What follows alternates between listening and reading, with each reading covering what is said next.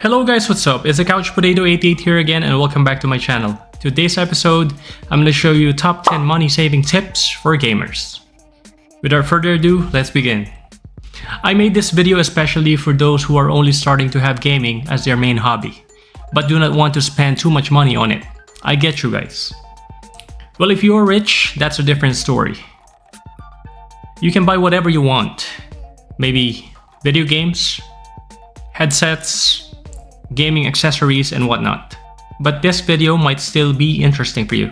Now, for veteran gamers, you probably know all of these things. Now, let's start. Number 10. Check at least 3 different shops before buying the game that you want. I am based here in Europe, so I'm always checking CEX, Smith's Toys, and formerly GameStop, which has been closed for several months now, here where I'm in. But don't stop there at the physical shops. Also check online shops such as Amazon and other online shops that I'm not aware of. I'm pretty much sure one will always be cheaper than the other. Number 9. Buy used games or consoles but with caution. I'm talking about Facebook Marketplace, DoneDeal.ie, Gumtree.ie, CEX, or GameStop when it was still open. I'm sure there in the US it's still open, so good for you. But please watch out for red flags such as dodgy seller pages, the prices are too good to be true, and the seller refuses to meet up in public places. Don't get me wrong, some sellers are legit. If they live far away from your place, they'd rather send you the item through post, but please be extra careful with this. A lot of scammers out there online. Number 8. Wait for the games to drop in price. What do I mean by that? Check for sales online. Check PlayStation Store, Xbox or Microsoft Store, as well as Nintendo eShop. From what I've noticed, they always have some sort of sale. Like for example, in PlayStation Store, they have autumn sale, they have summer sale, they have back to school sale, whatever. So check those out. Another point is wait for a year or 2 before buying that game that you like. I'm sure that hype will subside eventually. Be patient. One example is this game that I bought before. I bought this used from CEX. Far Cry 6 for the PlayStation 5. I bought this game for 30 euros. Okay. Now when I checked CEX, after a month, it went down to 20 euros. So you got the idea. Number 7. Think twice before buying a Nintendo console. Let's make things clear, guys. I'm not attacking Nintendo. I'm a fan of gaming in general. But Nintendo games are more expensive than other current generation console counterparts. Example, Super Mario Odyssey. It's still 58.03 euros at the time of making this video. And it was released, if I'm not wrong, way back 2017 or 2018, correct me if I'm wrong. And Nintendo Switch games drop in price only once in a blue moon. Old games like Breath of the Wild are still around 50 to 60 euros. Even Nintendo used games are still expensive compared to PlayStation and Xbox games. For an instance, Splatoon 2 is still 30 euros for used games. It was released way back July of 2017. Another game, NBA 2K23 Switch game, is still 58.06 euros in the Nintendo eShop. And then the physical version is 41 euros and 65 cents. Whereas the PS5 version is 32 euros and 14 cents in Amazon. Number 6. Do not buy unnecessary extra controllers or headsets. Think about the use case. Be realistic how many gamers are there in your family. In my family, there are only 2 gamers, me and my daughter. Be realistic. How many gamers are there in your family? I bought 3 controllers. Sometimes my wife plays games such as Moving Out, which is a couch co-op game, and she loves Overcooked 2, which is an amazing game. One of the greatest games I've ever played. In terms of other gaming accessories like headsets or some HDMI cables or other accessories, think about it. Are your gaming headsets still working? Why buy another one? They're still working. use them until they break down. And think about it, need versus want. I bought this DualSense controller 3 months ago, and until now it's still sealed. Okay? I bought this DualSense controller because I find the color lovely. But until now I haven't used it. Since my wife doesn't want to play games most of the time. Only me and my daughter are real gamers. But at present time, my daughter wants to play on her gaming PC. So these two DualSense controllers are just gathering dust at the moment. Now, let's go to number 5. Look into websites such as CDKeys.com, bcdkey.com, or kingwin.net. These are websites that offer cheaper games. Upon purchasing, they send you a product key through your email.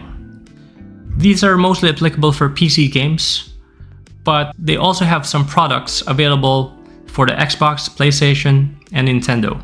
So why are these games cheaper? It is because these companies buy around the world to check out for the best deals for the cheaper prices, and they always sell digital games only, so that they can save from postal expenses and other tax related to the shipment of these items.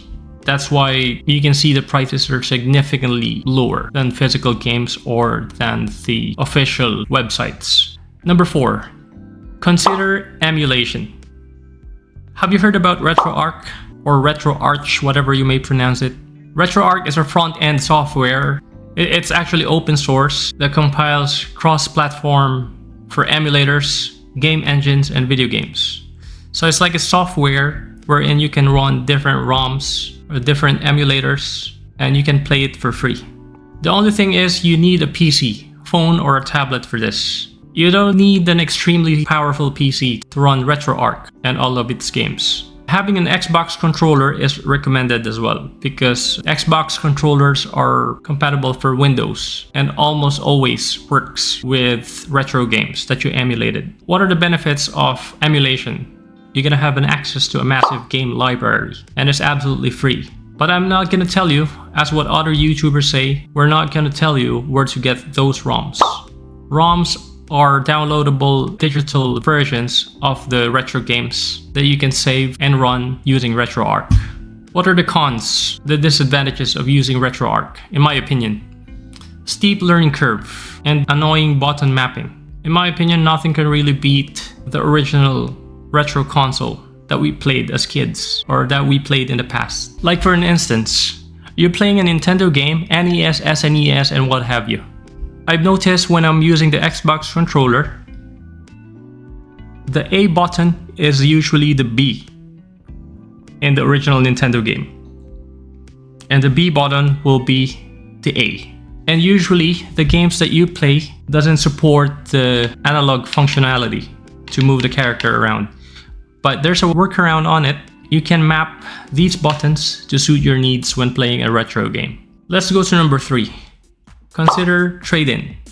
You can trade old consoles, add a few bucks to get the latest model. That's what I'm planning to do in case a PS5 Pro releases in a year or 2. You can also trade in games.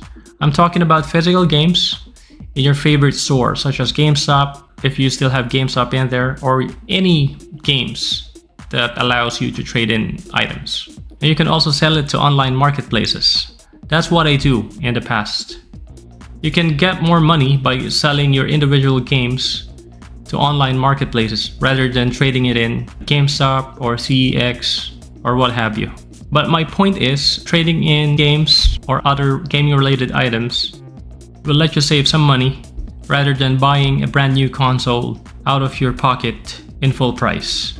And another tip, if you buy a console, try to keep the box in pristine condition. I've noticed that console with boxes still on them sell at a higher price than those consoles that don't have any boxes. Number 2, think twice before getting a monthly subscription. What do I mean by this? I'm talking about PlayStation Plus, Xbox Game Pass, Nintendo Switch Online, and what have you. Think about it. before purchasing these services, do you really need it? Come on, let's be real. Well, if you don't need it, but you still want it, the next question will be, will you use it regularly? At the time of making this video, the PlayStation Plus Premium will charge you €16.99 per month. Meanwhile, Xbox Game Pass Ultimate will cost you €14.99 per month. You do the math to convert it to dollars or whatever currency you're using. On the other hand, Nintendo Switch Online charges you $3.99 per month. And another point I want to make, do you still have time to play all of these games? With all your real life responsibilities, and you have a full-time job, you're tired from work, do you still have time to play it? And do you play online most of the time? Or are you like me, which prefers offline gaming? I'm the type that I play mostly RPGs, JRPGs, a story-driven game, rather than online such as Counter-Strike, Fortnite, whatever online games are popular nowadays. So these are things to consider before you spend your hard-earned money for a monthly subscription. And now, the top 1 best tip to save money while being a gamer, or to make your gaming hobby cheaper than before. Do not buy games if you still have a massive backlog. Personally, I'm guilty with this. I'm sure most of the gamers are. Try to finish your games first before looking for new games to buy. Do not get overhyped. I'm guilty with this as well. Most of us gamers are getting hyped for new releases such as Starfield, Street Fighter 6, Mortal Kombat 1, and other games that are newly released. And I find this tip very useful. Imagine what you will feel after buying that game. If you like physical games, you go to a store. Let's say you bought Starfield. Let's say you bought Street Fighter 6, the latest Street Fighter game from Capcom. Imagine getting Street Fighter 6 from the store. Again, just imagine it, don't buy it yet. Now, you buy this game and popping it into the console, imagine the feeling after you play it for an hour or two. Will you still get excited? Is it worth it to buy Street Fighter 6 at full price? Or you'd rather wait for the price drop? One example is this game. For the PlayStation 4, Soul Calibur 6. The full price of this game on release, I know it's an old game guys, but the full price of this game is like €59.99. I got it used at a whopping €5. Wow. Alright. So that's a steal of the deal, and that's the power of patiently waiting for games to drop in price. And think about it.